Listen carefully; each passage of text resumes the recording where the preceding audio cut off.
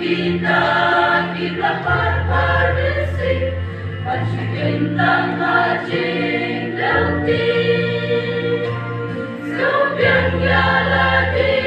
Pagkanya kimay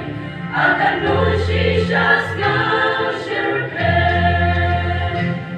Tariyay pengen mau yagi parisi Kuntu yagi ginig isni Tari no jing long rim Tentem mai jing in Yogi hap syariat ka jing in La jing gen in Teng skem Tama utrai jisu La jing in mai kilot au Umbalong lenti Yagi sya upan Padutin sopan masisya Raja sulang udan Di sopan masisya Tama utungin yais no syirka Inilong ng gitnan Maulong umeta Tama ungentungin yais syalyan Tuyay nero au Mati jing kerbu Sisok pensem yin shen tang hau Walahin lang kung kiwas ni palatin Yopatan syushran ka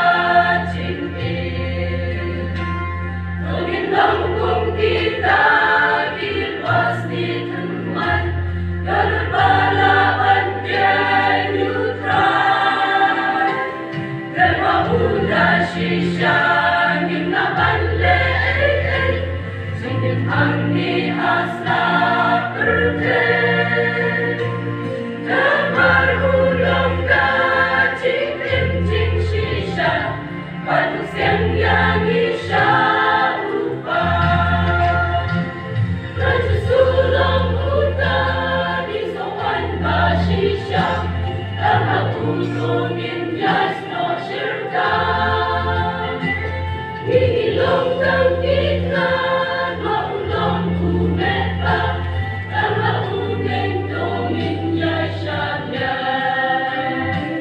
Tuyay nero hau Limati jing kerbu Jisuk tenseng yin shen tang hau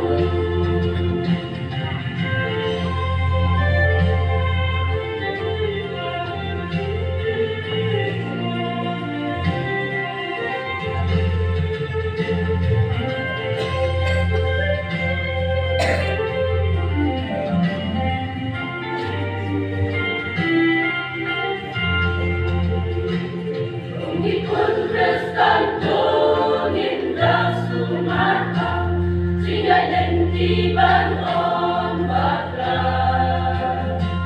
Ingay kway ban yo ma Ching pentem mai kon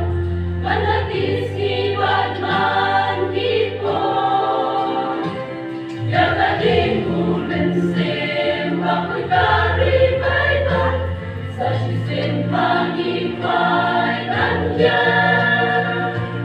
Jing in matem mai Tang prescription Ubalong danong rimastem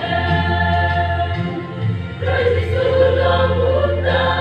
Di sopan masisya Tama utungin yas no syirka Hihilong ng gitnan Maulong umeta Tama ungentungin yas syalyan Tuyay nero hau Limati jing kerbu Sisok pensem yin shen tang hau Ay,